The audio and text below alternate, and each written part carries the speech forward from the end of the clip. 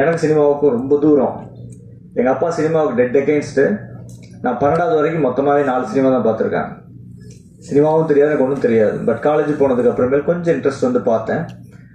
பட்டு நம்ம director sir சொன்ன மாதிரி, நம்ம ராஜன் சார் சொன்ன மாதிரி, கஸ்தூரி ராஜா சொன்ன மாதிரி, எல்லா பேஷண்ட்ஸு அவங்களுடைய விஷயங்கள் அனைத்தையுமே நான் ஒரு ஒரு ஒரு கலை கண்ணோடு தான் பார்ப்பேன். அது ஒரு பெரிய பிரச்சனையாகவே நான் எடுத்துக்கிறது இல்லை. ரொம்ப அவங்களுக்கு நெருக்கமாக போய் தான் என்னுடைய ட்ரீட்மெண்ட் எல்லாம் பண்ணுவேன். கிட்டத்தட்ட ஒரு 15,000 ஃபேமிலி என்னுடைய கேரில் இருக்காங்க. நான் ஒரு 30 பெட் ஹாஸ்பிட்டல் வச்சுருக்கேன். காலையில் 9 மணிக்கு போனால் நைட்டு 12 மணி ஆகும். மத்தியானம் 20 நிமிஷம் எனக்கு சாப்பிட்றதுக்கு டைமு. சில நாளைக்கு அதுவுமே பேஷண்ட்டு முன்னாடி இருக்கும்போதே உட்காந்தே சாப்பிடுவேன், பேஷண்ட்டு பார்த்துக்கிட்டே சாப்பிடுவேன், கேப் இருக்காது. இதில் இந்த வேலை, சினிமா வேலையில் எல்லாமே, இதில் எடிட்டிங்லேருந்து மியூசிக்லேருந்து எல்லாத்துலேயும் என்னுடைய பங்களிப்பு இருக்குது. நைட்டு 12 மணிலேருந்து விடிகாலம் 3:30-4 மணி வரைக்கும் தான் இந்த வேலையெல்லாம். இப்போ 1 வருஷமாக இப்படி தான் போயிட்டுருக்கு. என் ஒய்ஃப் வந்து ஜனவரி 3ஆம் தேதி எப்போ வருங்க, அதோடையாவது நீங்கள் பழைய ஆள் ஆகிட்டீங்கன்னா பரவாயில்ல அப்படின்னு கதறிக்கிட்டு இருக்கிறாங்க. இதில் இந்த சினிமாவில் நான் வந்ததில் ஃபஸ்ட்டு தெரிஞ்சுக்கிட்டது, பொதுவாக நம்மெல்லாம் நினைக்கிற மாதிரி இது ஒரு ஜாலியான தொழிலே அல்ல. இவங்க படுற கஷ்டமும் இவங்க பண்ணுற வேலையும் கொத்தனார் சித்தாலை விட மோசங்க. காலையிலங்க கொடுமை. நான் பார்த்து ஸ்டன் ஆகிட்டேன். 4 மணிக்கு எந்திரிக்கிறாங்க, 5:30 மணிக்கு குளிச்சு ஒரு வண்டியை பிடிக்கிறாங்க, 6 மணிக்கு ஸ்பாட்டில் போய் நிற்கிறாங்க. அதுவும் அந்த லைட் மேனு, அந்த மாதிரி டெக்னிக்கல் அசிஸ்டன்ஸ் எல்லாம் அவங்க அந்த வெயிட்டை தூக்கிட்டு ஓடுறது ஒடியாறது. 1 மணி நேரம் ஷூட்டிங்கு 25,000-30,000 செலவாகுங்க. கொஞ்சம் கேப் பண்ண முடியாது. அப்படியே மனுஷங்களாம் மிஷினான்னு தெரியாது, அப்படி வேலை பார்ப்பேன். ஆனால் ஒன்று என்னன்னா, நமக்கு எல்லாம் அதெல்லாம் எதுவுமே தெரியறதில்ல. நம்ம சினிமானா ஒரே கூத்து, ஒரே ஜாலி போல இருக்கு. சத்தியமாக கிடையாது. ஒரு கதை டிஸ்கஷன்ல செத்து சுண்ணாம்பு போக வேண்டியதாக இருக்கு. 6 மாதம் கதை டிஸ்கஷன் பண்ணியிருக்கிறோம். அவ்வளவு கஷ்டம். ஒரு லைன் எடுத்தோம்னா, சார் இது 93ல் வந்த படத்தில் இந்த லைன் மாதிரி இருக்கு சார், அது அங்கே ரிசம்பிளன்ஸ் வருது சார், இங்கே இடிக்குது சார், சார் முன்னாடி லாஜிக் வரல சார், பின்னாடி போகல சார். அவ்வளோ டிஃபிகல்ட். ஒரு படம் வந்து நீங்கள் வந்து ஒரு ஸ்க்ரீன் பிளே, ஒரு ஸ்டோரி முதல்ல ரெடி பண்ணி ஒரு ஸ்க்ரீன் பிளே எல்லாம் எடுத்து அப்படியெல்லாம் பார்க்கும்போது நம்ம கஸ்தூரி ராஜா சார், பேரரசு சார்லாம் எப்படி தான் இந்த படம் எடுத்தாங்கன்னே தெரியல. புள்ள பெக்கிறதுக்குள்ளேயே வயிறு வெடிச்சிட மாட்டேறதுக்கு. இதில் இவங்க பாட்டுக்கு 10-15 பிள்ளைய பெற்று விட்டுருக்காங்க. எப்படி விட்டாங்கன்னே தெரியல. ஒருவேளை துறை பெற்றதுக்கப்புறம் நான் அப்படியே கொஞ்சம் ரிலாக்ஸ் ஆகிட மாட்டேன் தெரியுது. அதுதான் ஈஸியாக வந்துடும் போல இருக்கு. ரொம்ப கஷ்டமான வேலை. அடுத்தது நான் எப்படி இந்த ஃபீல்டுக்குள்ளே வந்தேன்னு நான் உங்களுக்கு சொல்கிறேன்னா, குணா எனக்கு பேஷண்ட்டாக வந்தார். அவர் குடிபோதைக்கு அடிமையாகி ஒரு குட்டிச்சவரான பொசிஷனில் என்கிட்ட வந்தார். அதாவது முடிய போகுது லைஃப், அந்த கண்டிஷனில் வர்றாரு. அப்போ வரும்போது அவர் டோட்டலி நான் கோஆப்ரேட்டிவ், யார் சொல்கிறதும் கேட்க மாட்டார். டோட்டலாக அவருடைய வாழ்க்கையில் என்ன ஆயிடுச்சுன்னா, 8 வயசில் பிடிச்ச அந்த சினிமா பைத்தியத்தில் அவரால் இதில் ஒன்றுமே பண்ண முடியல. அலைஞ்சு திரிஞ்சு நொந்து நூலாக போய் லைஃப்பில் தோத்தாச்சு. தோத்ததுக்கப்புறம் கடைசியாக என்ன பண்ணுறதுனே தெரியல. மனசு வேற எதையுமே செய்ய முடியல. அப்போ என்ன ஆகிட்டாரு, டோட்டலாக நாஸ்தி. அவர் அட்மிட் பண்ணி நான் கொஞ்சம் கவுன்சில் பண்ணும்போது முதல்ல வாழ்க்கையில் இன்னொரு ஆள் சொல்கிறது அப்போ தான் குணா கேட்குறாரு. அப்போ சொன்னார், உங்களுக்கு ஏதோ ஒரு பவர் இருக்குது சார், இது வரைக்கும் நான் வாழ்க்கையில் யார் சொல்லியும் கேட்டதில்லை, ஆனால் நீங்கள் சொல்கிறத நான் கேட்குறேன், என்கிட்ட ஒரு மாற்றம் வருது. இதை நீங்கள் இந்த சின்ன இடத்துல உட்காந்து செய்கிறீங்க, இதை வெளியில் கொண்டு வரணும் சார் அப்படின்னு சொல்லி என்னை ரொம்ப ஃபோர்ஸ் பண்ணி 2015 குடிபோதைக்கு அடிமையானவங்களுக்காக ஒரு 12 மணி நேரம் ஒரு சிடி, நாங்கள் கவுன்சிலிங் சிடி வெளியிட்டோம், விடியலை தேடி அப்படின்னு சொல்லி. அப்போ ஷூட் பண்ணும்போது அது சும்மா ஒரு கவுன்சிலிங் டிவிடி. அதுக்கு லொக்கேஷன் பார்ப்பாரு, பேக்ரவுண்ட் மியூசிக் போடுவார், எனக்கு ஏதோ மேக்கப் போடுவார், இப்படி உட்காருங்க அப்படி உட்காருங்க, ஐயோ என்னையா பண்ணிருக்க நீ அப்படின்னு. அது பார்த்தா பிரமாதமாக வந்துச்சு அந்த சிடி. நானே அசந்துட்டேன், என்னடா அது இப்படிலாம் இருக்கு அப்படின்னு. அது இன்னைக்கு இருக்கிற தமிழ்நாட்டில் இருக்கிற கிட்டத்தட்ட 150 டிஅடிக்ஷன் சென்டரில் அந்த சிடியை வச்சு தான் வண்டி ஓடிட்டு இருக்கு, கவுன்சிலிங் நடந்துட்டு இருக்கு. அது அவ்வளோ பெரிய பேருக்கு போய் சேர்ந்துச்சு. ஆனால் அது ஒரு டார்கெட் ஆடியன்ஸ், அதாவது வந்து ஆல்கஹால் அடிக்ஷன் இருக்கிறவங்களுக்கு.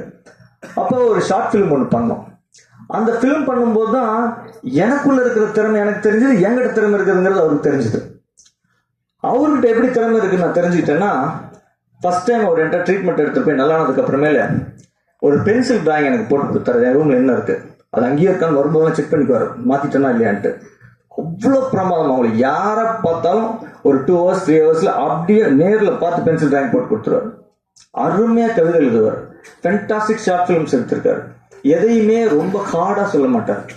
ஒரு லவ்னாலும் ரொம்ப சாஃப்டா அப்ரோச் பண்ணுவாரு. ஒரு வயலன்ஸே ரொம்ப சாஃப்டா, சார் ரத்தம்லாம் தெரிச்சு சார் டிராவி சார் வேணாம் சார் அப்படின்பாரு. மக்கள் மனசு ஒரு மாதிரி காயம் ஆகக்கூடாது சார், ஒரு ஆவேசம் வரக்கூடாது, கோரம் ஆயிடக்கூடாது, அது மாதிரி நினைச்சுதான் ஒரு படங்கள் எல்லாம் அப்படியே எடுப்பார். இந்த படமே ஆக்சுவலா வந்து கிரைம் த்ரில்லர், ஆனா அவ்வளவு சாஃப்டா எவ்வளவு முடியுமோ அந்த மாதிரி தான் டீல் பண்ணி நல்லா இருக்கும் பாக்குறதுக்கு. ஸோ அப்படியெல்லாம் வந்து எனக்கு அறிமுகமா இந்த படத்தெல்லாம் நாங்கள் எடுக்க ஆரம்பிச்ச வரைக்கும் எனக்கு ரொம்ப வருஷம் 6 வருஷம் எனக்கு கேட்டுட்டே இருந்தார், படம் எடுக்கலாம் இருங்க, கொஞ்சம் என்னுடைய கடமைகள் எல்லாம் முடிச்சு கொஞ்சம் காசு சேர்த்துட்டு வரேன் நான் அப்படின்னு சொல்லிட்டு இருந்தேன். அது வரைக்கும் கெஞ்சி கேட்டுட்டு இருந்தாரு. படமெல்லாம் எடுக்கிறதுக்கு 2 நாளைக்கு முன்னாடி பீதி ஆயிட்டாரு. அது வரைக்கும் பார்த்தா இப்போ ஒரு பொம்பளை பிள்ளை தொலைவிட்டு நம்ம செட் ஆகுமான்னு தொலைவிட்டு அது சரி ஓகேன்னு சொல்ற காலத்துல இதை வச்சு பொழைக்க முடியுமா நம்மளால அப்படின்னு பீதி வர்ற மாதிரி, ஐயோ டாக்டர் வேற சரின்னுட்டாரே, இவரு காசை நம்மளால காப்பாத்தி கொடுக்க முடியுமா, வெட்ட ஆடுற தாந்தனிம்பல் கோயிலுக்கு போனா தட்டெடுத்து கீழே விட்டுவாரு போல இருக்கு. நான் கூப்பிட்டு சொன்னேன், நான் எந்த காலத்திலையும் என் காசை நீ ஏமாத்திட்ட, என் காசை ஒழிச்சிட்டேன்னு அவன் சொல்ல மாட்டேன், நான் கேரண்டி கொடுத்தேன். இந்த கோயில் சொல்றேன், நினைச்சேன் ஒரு பைசா வரலனாலும் அவனை ஏன் பண்ணேன், உன் மேல நம்பிக்கை வச்சு இந்த விஷயத்த நான் செய்யறேன், இது நடக்கலன்னா நமக்கு அதிர்ஷ்டம் இல்லைன்னு அர்த்தம். நம்ம இதுக்கு உண்டான உழைப்ப 100% போடுவோம், எவ்வளவு நல்லபடியா எடுக்க முடியுமோ எடுப்போம். அலெக்சாண்டர்ல ஆரம்பிச்சு தோக்காதவனே மலோகத்துல கிடையாது, எவனுக்குமே வெற்றி எப்பவுமே இருந்துகிட்டே இருக்காது. ஸோ வெற்றியும் தோல்வியும் வீரனுக்கு அழகு. நம்ம என்ன செய்ய முடியும், கடமையே செய்வோம், அவ்வளவுதான் சொல்லி. எப்படிப்பட்ட ஆள் என்னோட டைரக்டர் அப்படின்னு கேட்டா, எனக்கு ஒரு பைசா செலவு வைக்க கூடாதுன்னு நினைப்பேன். ஒரு லைட் எக்ஸ்ட்ராவா கொண்டு விட்டாங்கன்னா அல்லறிட்டு ஓடுவார். அந்த லைட் எதுக்கு வந்துச்சு, அதுக்கு எவ்வளவு 150 ரூபாய் 250 ரூபாய், அது வேண்டாம். நீங்க எல்லாம் சொன்னா அப்படியே உங்களுக்கு எல்லாம் அதிர்ச்சி ஆயிடுவீங்க. இந்த 1.5 வருஷமா இந்த வேலை நடக்குது. மெட்ராஸ்ல அவர் இருக்கிறாரு, 1.5 வருஷமாவும் வெறும் இட்லியும் தயிர் சோறு தான் திங்கிறாரு. எனக்கு செலவு வைக்க கூடாதுன்னு என்ன சொன்னாலும் கேட்கவே மாட்டேன். எல்லாம் உங்களுக்கு ஷாக்கா இருக்கு. வெறும் இட்லிங்க, காலையில் இட்லி சாயந்தரம் இட்லி, காலையில் இட்லி சாயந்தரம். நானே நொந்து போயிட்டேன், கேட்கவே மாட்டேன். தயிர் சோறு அவ்வளவுதான். ப்ரொடியூசருக்கு செலவு வைக்கூடாது. நடுவுல நட்டி சாரை வந்து டைரக்ட் பண்ணணும்னு அவருக்கு கொள்ள ஆசை. என்கிட்ட கேட்டார், முடியுமா சார், பேசி பாருங்க, எப்படியாவது ஏற்பாடு பண்ணிடலாம். அவர் வந்துட்டார். அவர் வந்ததுக்கு அப்புறமேல இவரால் அந்த சந்தோஷம் தாங்க முடியல. பட்ட நாயே வைத்தாலையா போய் இவரால் நட்டியை டைரக்ட் பண்ண முடியல. வைத்தாலையா போய்ங்க 2 மாசம் வைத்தாள். அதுக்கு நடுவில் நட்டி சாருக்கு வந்து தனியா வந்து நாங்கள் வந்து இன்னொரு டைரக்டர் போட்டு, ஒரு ஸ்டெப்னி ஒரு டைரக்டர் போட்டு 5 நாள் ஷூட் பண்ணோம். அதுக்கப்புறம் நான் இந்த வைத்தாலையெல்லாம் இருக்குன்னு சொல்லி அதை ட்ரீட் பண்ண என்னோட கேஸ்ட்ரோன்டாலஜிஸ்ட் ஃப்ரெண்டுக்கு உட்காந்துருக்காரு. அவர்கிட்ட கூட்டிட்டு கொண்டு போய் காமிச்சு, டைஃபாய்டு ஃபீவர் முக்கியமான சீன் எடுக்கணும், அதை அருமையா எடுக்கணும், அவ்வளோ பிளான் பண்ணி வச்சிருக்காரு. நட்டுங்குது, ஃபீவர், வைத்தால, நீங்களாம் சொன்னா ஆச்சரியமாயிடுவீங்க. பாத்ரூம் பக்கத்திலேயே படுத்துக்கிட்டு 3 நாள் ஷூட் பண்ணேன். அவ்வளவு கஷ்டம். கடைசியா நான் சொல்றேன், நீ நிறுத்த ஷூட்டிங்க, இவா ஹாஸ்பிட்டலுக்கு, என் ஹாஸ்பிட்டலில் வச்சு 10 நாள் ட்ரீட்மெண்ட் கொடுத்து வேற என்னென்னமோ ப்ராப்ளம் இருக்குன்னு பார்த்தா எதுவுமே இல்லை. எல்லாத்தையும் செட்ரேட் பண்ணிட்டு கடைசியில் அது பயம்தான் குணா அப்படின்னு சொல்லிட்டு திரும்ப வைத்தியம் பண்ணி சரி பண்ணி திருப்பி கொண்டாந்து விட்டு. ஸோ அந்த அளவுக்கு இவரெல்லாம் எப்படின்னு கேட்டீங்கன்னா சினிமாவுக்காகவே சாவுவாருங்க, அவ்வளோதாங்க. 5 பைசா வேண்டியதில்லைங்க. குணான்னு ஒருத்தன் டைரக்டர் ஆகணும் அப்படின்னு 4 பேர் சொல்லணும், ஒரு படத்தை எடுத்து இந்த ஜனங்களுக்கு போட்டு காமிச்சிடணும். அதை தவிர வேற எந்த ஆசையும் இல்லை, எதுவுமே கிடையாது. எனக்கும் இந்த சமுதாயத்திலிருந்து நான் மேலே வந்திருக்கேன். எத்தனையோ ஜனங்களுடைய உழைப்புல தான் நான் கவர்மெண்ட் மெடிக்கல் காலேஜில் படித்தேன், செலவெல்லாம் படித்தேன், MBBS படித்தேன், MD படித்தேன். நீ நல்ல பொசிஷன்ல இருக்கேன். என் தாத்தா ஒரு சுதந்திர போராட்ட தியாகி. நம்மளை உருவாக்குன இந்த சொசைட்டிக்கு எதையாவது திருப்பி செய்ய முடியுமா? இது ஒரு பவர்ஃபுல் மீடியா, அவ்வளவுதான். எங்க 2 பேருக்கும் ஆசையே அவ்வளவுதாங்க. நாங்க ஒரு சின்ன வீடு கட்டியிருக்கோம், அவ்வளவுதான் எங்களுடைய பட்ஜெட்டுக்கு. அது ஒரு அழகான வீடு, காக்கைக்கும் தன் குஞ்சு பொன் குஞ்சு. அந்த லெவல்ல எங்களுடைய பட்ஜெட்டுக்கு எவ்வளவு சிறப்பான ஒரு படத்தை கொடுக்க முடியுமோ அவ்வளவு சிறப்பான படத்தை கொடுத்துருக்கோம். உங்களுடைய ஆதரவை வேண்டி நிற்கிறோம். அதுக்கு அடுத்தது இந்த படத்தினுடைய டெக்னிக்கல் டீம், நடிச்சவங்க எல்லாத்தையும் பத்தி சொல்லணும். நட்டி சார் அவருடைய நடிப்பை பத்தி அவங்க யாருன்னா சொல்ல வேண்டியதில்லை. அவர் ஒரு ப்ரொடியூசர்ஸ் ஹீரோ. அப்படின்னா என்னன்னா, எந்த சிக்கல் எந்த பிரச்சனை செலவு ஒன்றும் வைக்க மாட்டாருங்க. கேரவனே கிடையாதுங்க. நடு ரோட்ல அவர் வாட்டுக்கு ஒரு பிளாஸ்டிக் சேரை போட்டு உட்காந்து டீ குடிச்சிட்டு இருப்பாருங்க. அவ்வளவுதாங்க. எந்த எந்த நமக்கு செலவு வைக்க மாட்டார். அதே மாதிரி அவருடைய ஷெட்யூல்லாம் பர்ஃபெக்டா பக்காவா 10 நாள் ஷூட்டிங், 1.5 நாள் பேட்ச் ஒர்க், 10-11 கிளீன் டன், அவ்வளவுதான். அவ்வளோ பர்ஃபெக்டா நீட்டா. அவங்க சொன்னாங்க யாரை நம்பி வந்தாங்க அப்படின்னு. அது எப்படியோ தெரியல, எனக்கு வந்து எல்லாருமே நல்லவங்களா தான் இருந்தாங்க. ஸோ வந்து என்ன அப்படின்னு கேட்டா, இதுல மோசமானவங்க இருக்கலாம், அது வேற விஷயம். ஆனா அதெல்லாம் சினிமா எடுத்து நம்ம முடிச்சதுக்கு அப்புறமேல் தான் இந்த மாதிரி நிறைய ஆட்கள் வர்றாங்க. அவங்க தான் பிரச்சனையா இருக்காங்க. சினிமாவில் இருக்கிற வரைக்கும் யாரும் எந்த பிரச்சனையும் இல்லை. அதே மாதிரி என்னுடைய ஹீரோ, செகண்ட் ஹீரோ இருக்கிற நிஷாந்த், கடுமையான உழைப்பாளி. என்னுடைய ஹீரோயின் பெரிய லெவலுக்கு வருவாங்க. நான் இந்த மேடையில் நான் வந்து உங்களுக்கு எல்லாம் அஷூரன்ஸ் கொடுக்குறேன்.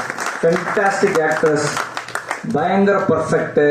எந்த விஷயத்துக்கும் அவ்வளோ அற்புதமாக கோஆப்ரேட் பண்ணி எவ்வளோ ஒரு டேக் 2 டேக்கில் முடிச்சு கொடுத்துருவாங்க. அந்த மாதிரியான ஒரு நல்ல ஒரு ஆர்டிஸ்ட் அவங்க. அதே மாதிரி என்னுடைய படத்தில் ஒர்க் பண்ண எல்லாருமே நல்ல நல்ல ரோல் பண்ணாங்க, நல்லா நடித்தாங்க. என்னுடைய எடிட்டரை பற்றி சொல்லணும், அவனை எல்லாம் நான் கசக்கி புழிஞ்சு காய போட்டிருக்கேன். என்னோட மென்டல் ஹாஸ்பிட்டலுங்க, 30 பெட் இருக்கு. அங்கே 1 மாதம் வந்து இருப்பான். அங்கே ஒரு ரூமில் தங்கிக்கிட்டு டெய்லி நான் பெண்டை கழட்டிடுவேன். ஒவ்வொரு சீனா இன்ச்சு பை இன்ச்சு கட்டடிப்போம்.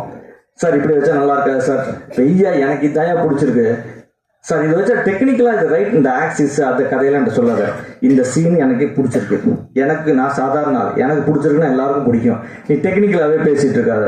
இப்படியே உட்காந்து பண்ணின கஷ்டம் அவனுக்கு கொஞ்சம் நஞ்சம் கிடையாது. அதே மாதிரி என்னுடைய மியூசிக் டைரக்டர் நீங்கள் பார்த்துருப்பீங்க, உங்க எல்லாத்துக்கும் மியூசிக் பிடிச்சிருக்குன்னு நினைக்கிறேன். நல்ல மியூசிக் டைரக்டர். ஆனால் என்னன்னா தீபாவளிக்கு பேண்ட் கொடுத்தீங்கன்னா பொங்கல் கொடுப்பான், அது ஒன்று தான் பிரச்சனை. அவன் தீபாவளி பேண்ட்டை தீபாவளிக்கே கொடுத்துட்டான்னா ரொம்ப பெரிய ஹைட்டுக்கு போயிடுவான். அதனால இந்த மேடையில எல்லாருக்கும் முன்னாடி நான் சரணுக்கு வைக்கிற வேண்டுகோள் என்னன்னா, எப்போ பேண்ட் கேட்குறாங்களோ அப்போ பேண்ட்டை கொடுத்துரு. நீ நல்ல டெய்லர்னு எங்களுக்கு தெரியும், பட் தீபாவளி பேண்ட்டை தீபாவளி அன்னைக்கு காலையில துணி எங்க இருக்குன்னு தொலைவிட்டு இருப்பான். அது ஒண்ணுதான் பிரச்சனை. மற்றபடி ஒரு ஃபென்டாஸ்டிக் மியூசிஷியன். அவர் வந்து எப்படின்னு கேட்டீங்கன்னா, நான் வந்து இப்போ கம்பேர் பண்றது உங்களுக்கு ஒரு அதிகமாக கூட தெரியலாம். ஒரு எம்எஸ்பியோட கம்பேர் பண்ணலாம். எம்எஸ்பி பட்டத்திராணி பாட்டு பார்த்து கேட்டிருப்பீங்க. 96 இன்ஸ்ட்ருமெண்ட் யூஸ் பண்ணியிருப்பாரு. பட்டத்திராணி பாட்டு ஒரு பாட்டு இருக்கு இல்லையா, அதுல அது மாதிரி எங்க கேப் கிடைக்கிட்டோ ஒரு இன்ஸ்ட்ருமெண்ட் தருவான் உள்ள விட்டுட்டே இருப்பான். அவனுக்கு வந்து அந்த கொஞ்சமே பத்தாது. நான் சொல்லேன் நல்லா இருக்கு குடியா அப்படின்னா, நைட்டு ஒரு ஒர்க் பண்ணி அனுப்புறேன் சார் அப்படின்னு ஒரு 3 இன்ஸ்ட்ருமெண்ட் விட்டுருவான். கேப் கிடைக்கிற இடத்துல இதெல்லாம் வந்து இயர் கேண்டி சார், காதில் கேட்க நல்லா இருக்கு சார் அப்படின்னு. அது மாதிரி ரொம்ப நல்லா பண்ணணும்னு நினைக்கிறாள், நல்லா வருவார் லைஃப்ல. ஸோ என்னுடைய டீம் எல்லாருமே திருப்பி இவங்களோட சேர்ந்து நான் 6 கதை வச்சிருக்கேன். அந்த 6 கதையுமே இன்ட்ரெஸ்டிங்காக இருக்கும். அதில் நட்டி சாருக்காக இன்னொரு கதை வச்சிருக்கோம், அதை நான் சொல்லியிருக்கேன் சார்கிட்டையும். அது ரொம்ப ஒரு எமோஷனலான ஒரு கதை இருக்கு. அது அவர் பண்ணால் ஃபென்டாஸ்டிக்காக இருக்கும் அப்படின்னு நாங்கள் யோசிச்சு வச்சிருக்கோம். இந்த 6 கதையும் நான் பண்ணுவேன். அது இந்த மேடையில் நான் சொல்கிறேன், நான் கண்டிப்பாக பண்ணுவேன். இதில் வெற்றி தோல்வியை பார்த்து நானும் என் டைரக்டரும் பயப்பட போகிறதில்ல. நீங்கள் நல்ல படமாக இருக்கிற பட்சத்தில் நீங்கள் எங்களை பாராட்டி எழுதுங்க என்று உங்களை எல்லாம் கேட்டு விடைபெறுகிறேன். நன்றி, வணக்கம்.